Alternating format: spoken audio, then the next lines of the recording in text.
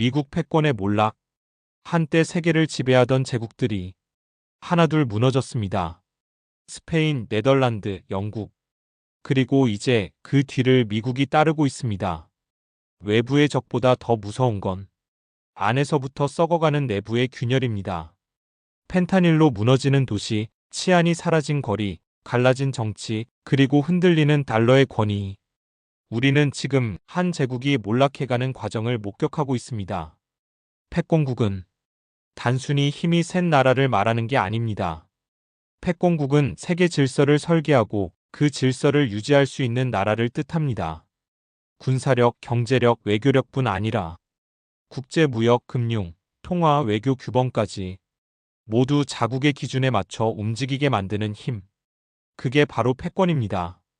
역사를 보면 패권국은 영원하지 않았습니다. 16세기의 스페인 제국은 신대륙에서 쏟아지는 은과 금으로 막대한 부를 얻었지만 지속 가능한 산업 기반 없이 약탈에 의존했고 결국 재정 파탄으로 몰락했습니다. 17세기의 네덜란드는 무역과 금융의 중심지였지만 국토와 인구가 좁고 적었고 영국과 프랑스의 부상에 밀려 퇴장했습니다.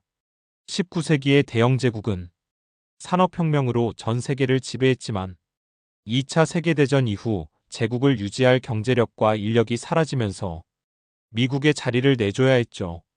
모든 제국의 몰락은 과잉 팽창, 내부 붕괴, 외부 도전이 동시에 찾아올 때 일어났습니다. 2차 세계대전이 끝났을 때 전 세계 공장 중 절반이 미국에 있었습니다.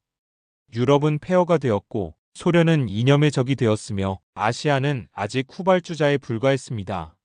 미국은 세계의 중심에 서서 국제 질서를 설계했습니다. 브레튼 우즈 체제를 만들고 IMF와 세계은행을 주도하며 달러를 세계 기축통화로 자리잡게 했죠. 마샬 플랜으로 유럽을 재건했고 나토와 유엔을 통해 미국 중심의 안전보장을 구축했습니다. 냉전이 끝나고 소련이 붕괴하면서 미국은 유일한 초강대국으로 남았습니다. 전 세계가 인정한 절대 패권의 시대. 그것이 바로 미국의 전성기였습니다. 하지만 지금 그 거대한 제국이 흔들리고 있습니다. 균열은 외부에서 시작되지 않았습니다. 무너지는 건 바로 내부였습니다. 지금 미국에서는 하루에 1000명 이상이 약물 과다 복용으로 목숨을 잃고 있습니다. 그 중심에 있는 건 펜타닐이라는 마약입니다. 펜타닐은 의료용 진통제로 개발되었지만 극도로 강력하고 중독성이 높아 이제는 미국 중산층과 청년층을 무너뜨리고 있습니다. 주요 공급지는 중국. 중국에서 제조된 펜타닐 원료는 멕시코 카르텔을 통해 미국으로 밀수되고 있습니다. 필라델피아의 켄싱턴 거리. 한때 평범했던 이 도시는 지금 좀비타운이라 불립니다. 사람들이 대낮에도 길거리에 쓰러져 있고 쓰레기 더미 위에 주사기가 나뒹굽니다. 샌프란시스코와 포틀랜드, LA의 일부 구역 역시 비슷한 상황입니다. 마약은 단지 개인의 문제가 아닙니다. 국가의 생산성과 노동력을 갉아먹고 세대 간 희망과 신뢰를 무너뜨립니다. 마약 문제와 함께 터진 건 도시 치안의 붕괴입니다. 대도시 경찰들은 인력 부족과 예산 감축으로 제대로 대응하지 못합니다. 시카고에선 마트를 털어도 경찰이 현장에 오지 않는 경우가 많습니다. 샌프란시스코에선 약탈이 일상화되었고 상점들은 강화 유리로 입구를 막거나 아예 문을 닫았습니다. 월마트, 타깃, 노드스트롬 같은 대형 유통업체들은 이 지역에서 철수했습니다. 이로 인해 일자리가 사라지고 중산층은 도시를 떠나며 세수는 줄고 서비스는 더 나빠지는 악순환이 반복되고 있습니다. 이 모든 와중에 정치적 균열은 더 깊어졌습니다. 이를 상징적으로 대표하는 인물이 도널드 트럼프입니다. 미국을 다시 위대하게라는 구호 아래 트럼프는 미국이 수십 년간 쌓아온 동맹과 외교 네트워크를 뒤흔들었습니다. 그는 파리 기후협약에서 탈퇴했고 세계보건기구와 세계무역기구의 불신을 드러냈으며 나토 동맹국들에게 방위비 분담금 5배 인상을 요구했습니다. 한국과 일본에도 같은 요구를 했죠. 또 독일에 주둔한 미군 일부를 철수하겠다고 발표하며 전통적 동맹의 신뢰를 흔들었습니다.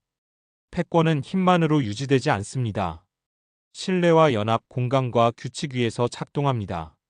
그 기반이 깨졌을 때 패권은 몰락합니다.